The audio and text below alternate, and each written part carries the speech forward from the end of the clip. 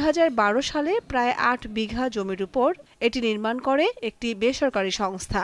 Friendship centre নামের এই ভবনটি বিভিন্ন ধরনের প্রশিক্ষণ এবং সভা সেমিনারের জন্য ভাড়া দেয়া হয়।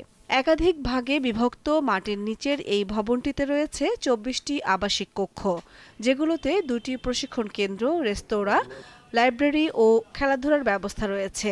সমতলে আছে হ্যালিপ্যাডও। মাটির নিচে আর কি অনেক কিছু দেখা যায়।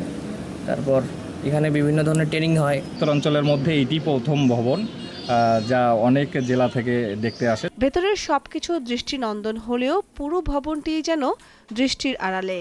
তবে মাটির নিচে হলেও ভবনটিতে রয়েছে পর্যাপ্ত আলো বাতাসের ব্যবস্থা। গরমে ঠান্ডা এবং প্রচণ্ড শীতে গরম অনুভূত হয় এখানে। পুরো ভবনে লাল রঙের ইটের ব্যবহার করা হয়েছে। ভেতরে যাতে বৃষ্টির পানি জমে না থাকে সেজন্য রাখা হয়েছে প্রয়োজনীয় ড্রেনেজ ব্যবস্থা।